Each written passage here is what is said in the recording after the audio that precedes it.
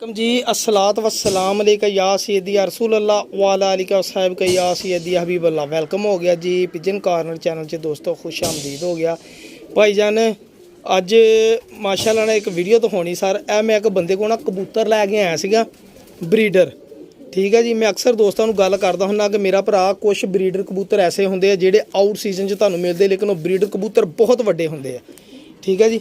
इस भाई दे माशाल्लाह बड़ा अच्छे रिजल्टेड कबूतर सीगे जी, सलारे काले पल्ले वाले। ए जोड़ा वा जी एक मेरे को, ए चेक करो जरा। ओ बस ओ भाई बस, ए चेक करो सर। ए लो लो जी भाजी, ए कबूतर की खूबी आ। ये कड़ियाँ भी माशाल्लाह धुन गई, उन्हें पाइया पंजे फाड़ लिए। ए चेक करो जरा पार इन्हां परियां दे विच सलारे कबूतर हुण भाईजान सिर्फ आउट सीजन का करके देखो माशाल्लाह पल्ले।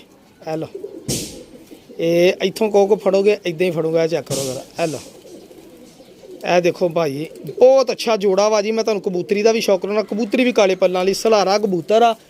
अलबत्ता वक्री गल आ भी रंगीन अखां च नहीं है तो दोस्त मंगते रंगीन अखां, लेकिन रंगीन कबूतर जरूर है। क्वालिटी भी म्यार भी। ए देखो खुश्क गहरे पंजे, अपनी ईमानदारी नाल देखने तुसीं। जे कबूतर माड़ा होया जो डन कहोगे सर भरन लई। अगर मेरे किसी वीर भरा समझ आना मैं कबूतर दिखाना, मैं तुहानूं मादी भी दिखाउणा सर। मेरे को जोड़ा ले लियो, ठीक है जी। इंशाल्लाह जिंदगी रही तो मेरा भरा कोई याद जरूर करेगा, वाकई साथी भाई मान गए, ठीक है ना भी मनोगे तो मना लूँगा मैं तुहानूं आपी, क्योंकि मेरे सबसक्राइबर वीर मेरी फैमिली है जनाब, मैं जानता चंगी तरह। ए चेक करो जरा मादी, ये बहुत अच्छे कबूतर है सर, बहुत ही शानदार कबूतर का जोड़ा वा जी। अगर किसी मेरे वीर भरा की समझ आ जाए तो सर इंशाल्लाह नज़ारे करूँगा। यही कबूतर तुसीं उस्तादां दीयां छत्तां ते लभदे जी, जो फेसबुक ते या यूट्यूब ते शो कराउंदे जी फलाने उस्ताद दे फलाने कबूतर फूं फां।